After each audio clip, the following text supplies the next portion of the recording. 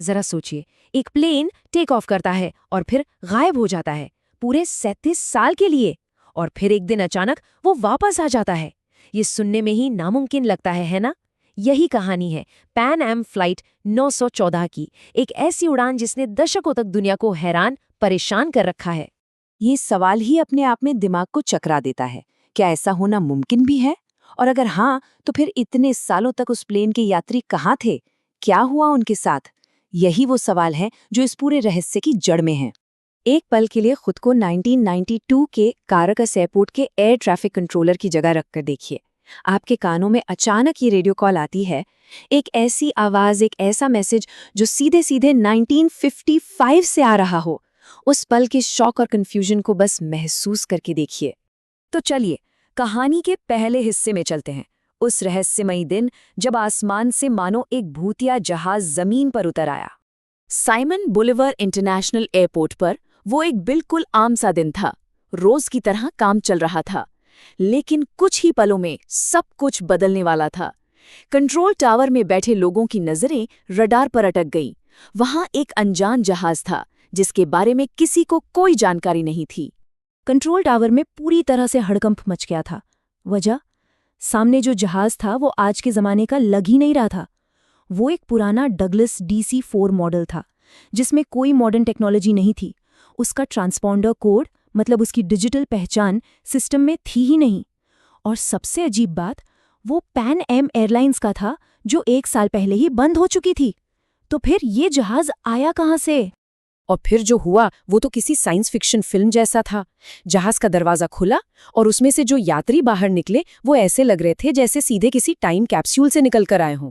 उनके कपड़े, उनके हाव भाव, सब कुछ 1950s के दशक का था, और वे सब बेहद घबराए हुए और कंफ्यूज लग रहे थे। तो सबसे बड़ा सवाल यही उठता है कि आखिर ये प्लेन 37 साल तक था कहाँ? इस सवाल का जवाब ढूंढने के लिए हमें वक्त में थोड़ा पीछे जाना होगा, उस दिन जब ये उड़ान पहली बार गायब हुई थी।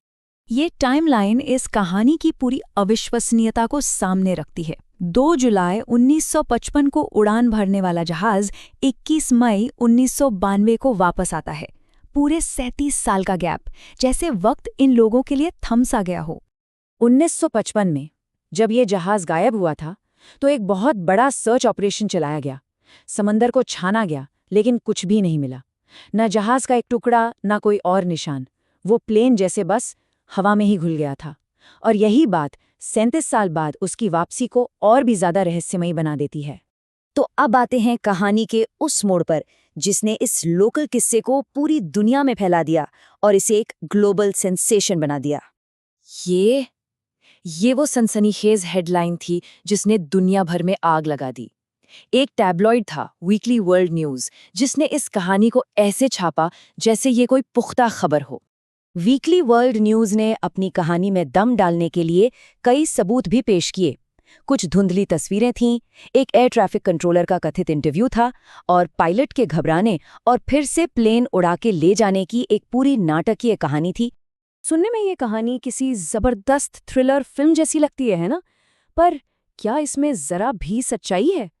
यहीं से ये कहानी एक बिल्कुल नया मोड़ लेती है।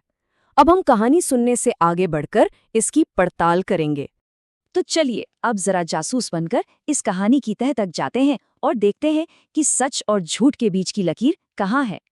तो जब फैक्ट चेक किया गया तो पूरी कहानी ताश के पत्तों की तरह ढह गई। ना तो 1955 में ऐसी कोई फ्लाइट गायब होने का रिकॉर्ड मिला, ना ही 1992 में काराकस में ऐसी कोई लैंडिंग हुई थी, और तो और उस नाम का कोई पायलट भी पैन एम में कभी था ही नहीं। तो सवाल ये उठता है कि अगर ये सब झूठ है तो फिर ये कहानी आई कहाँ से, और ये इतनी ज्यादा फेमस कैसे हो गई? इस पूरी कहानी की जड़ है ये अखबार, वीकली वर्ल्ड न्यूज। अब ये कोई आम न्यूज़पेपर नहीं था जो सच्ची खबरें दे। इसका काम ही था मनगढ़ंत, मजेदार और पूरी तरह से झूठी कहानियां बनाकर बेचना। ये एंटरटेनमेंट के लिए खबरें घड़ता था।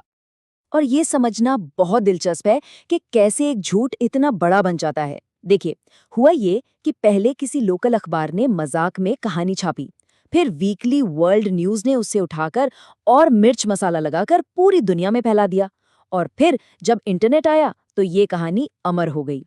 पर कहानी सिर्फ झूठ और सच की नहीं है। कहानी इस बात की भी है कि हम ऐसी चीजों पर इतनी आसानी से यकीन क्यों कर लेते हैं। ये सवाल सबसे जरूरी है। जब ये साफ है कि कहानी झूठी है, तो आज भी लाखों लोग इस पर क्यों यकीन करते हैं, क्यों इसे शेयर करते हैं? इसका जवाब हमारी साइकोलॉजी में छिपा है। हम सबको एक अच्छी कहानी पसंद है। ये कहानी टाइम ट्रैवल जैसी रोमांचक चीजों के बारे में हमारी कल्पना को उड़ान देती है। हमें ये सोचना अच्छा लगता है कि इस दुनिया में कुछ भी नामुमकिन नहीं है, कि चमत्कार हो सकते हैं। और आखिर में फ्लाइट 914 की कहानी हमें एक बहुत ज़रूरी सवाल पर लाकर छोड़ देती है।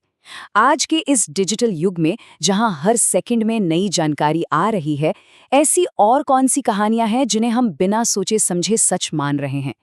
ये सोचने वाली बात है ना?